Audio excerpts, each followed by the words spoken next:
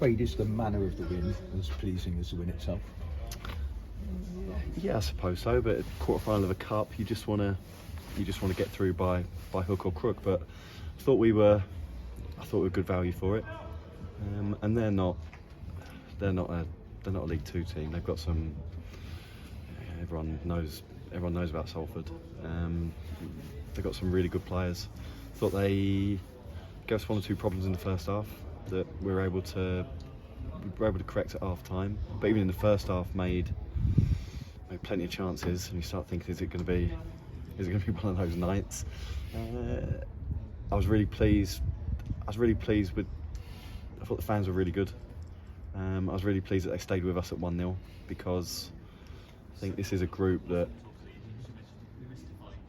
they're as honest as the day's long. They're desperate to do well, and when they feel that they're disappointing or they're behind, I think sometimes there's a danger that we do tighten up a little bit and we get a little bit anxious. But the crowd stayed with us, got behind us. I think that helped us get to the level of performance that you're talking about. 26 shots on goal, 10 on target. Probably a while since there's been that level of shots, I would think. Yeah, probably, possibly. But you look at, I've gone through it in the office today. I think our last 10 games, I think we've had a higher XG in 7 of them. But we're getting into areas. Talked to you about it before, about the final ball, the final pass, and there's a lot of work goes into it. So it's pleasing when it. I'm desperate for them to do well, for them as much as I am for me. So when it comes off, it's pleasing for everyone. One major talking point in the first half, which clearly Salford weren't very happy about, was when Luke Sideford brought the player down just outside the penalty. Salford thought it should have been a red card. What was your view? No, I thought if he took the goalie, if it's not the goal and it's anyone else, it's. So Luke's fouled him outside the box, but we've got 2 players around there. Got 2 players on the cover, so seemed pretty straightforward. I understand why they're trying to make a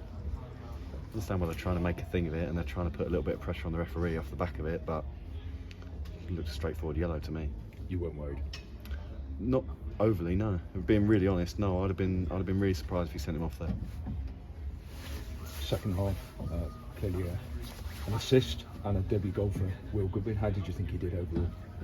I thought he said to the lads in there, I asked the lads why he got a really good ovation when he came off. I know he scored the goal, but I've asked them why they thought that was, and they said because he's willing to work hard and run around. And I think as a group, if I was the same as a player, I've been a fan. That's what fans want to see. I think they'll go with you anywhere as long as they see that honest endeavour and hard work.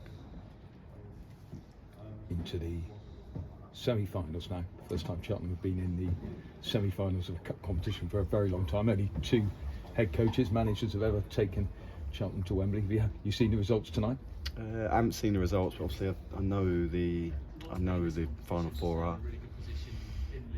Got a preference?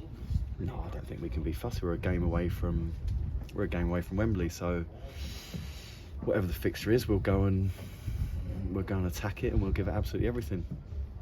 You've obviously been in this position as a player in the games that are between the league games, that are between a cup semi-final, 1 game from Wembley. Does it play on your mind in any shape or form?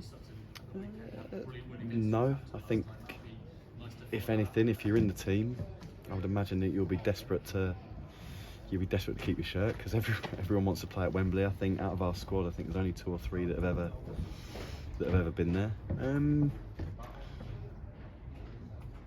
I think, like you said, I think it's the first we've been in this competition. I think that's right. So there's a little bit of history there. We're playing Derby at the weekend. It's the first time we've ever played Derby. So there's a little bit of, so I enjoy it. It's a great time for the football club. So enjoy the ride. You've won some extra money for the club as well tonight. I'm sure that winning the game is far more important to you.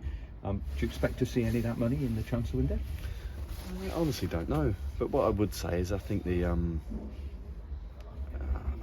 board are think they're as supportive as they could be. So I think if there's, any money that's there, they try and provide Mickey and us with it. So if there is any left over from tonight, I'm sure that I'm sure they're funneling it our way. You brought one player in this week. Expect anything else to happen before Saturday? Don't know is the honest answer. Obviously, it's my first January window. Like I said to you before, there's loads of different moving parts, loads of different people involved. We're in discussions with all sorts of different people. I couldn't give you a time frame on when something might or might not happen, because like I said, there's a lot of different moving parts. But a good night for the football club tonight. Yeah, really good night for the football club. And I just, like I said to the lads in there, we've got some brilliant games coming up.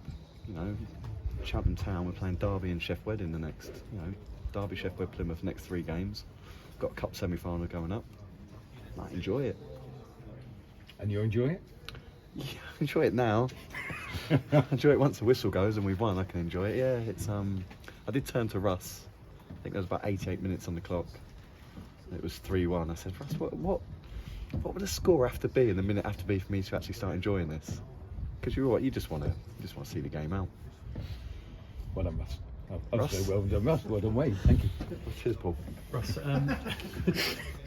made the same joke then, so you got in before me. But it has to be said, since you've been at the club, you've won the first league title, Cheltenham's first league title, furthest in the League Cup, highest ever finish, and now furthest in this competition. So what's the secret? No, obviously my time has coincided with,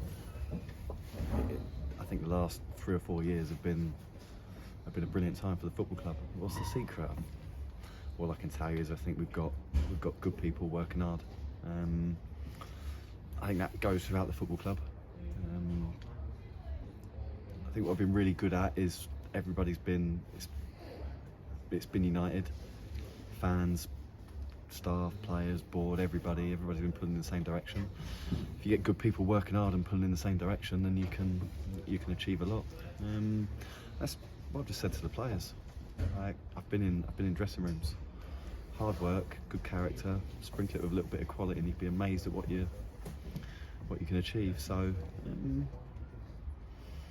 yeah, it's a good, it's a good feel around the place. It's a good place to be. So it's nice to break new ground, and like I keep saying, let's enjoy the ride. As you always say with signings, it's a collaborative effort in terms of finding them, deciding whether you want to sign them. But what was it about Will Goodwin that you made you want to bring him to the club? I think he's a slightly different profile to what we've got, or probably what we've had. He's 6'2".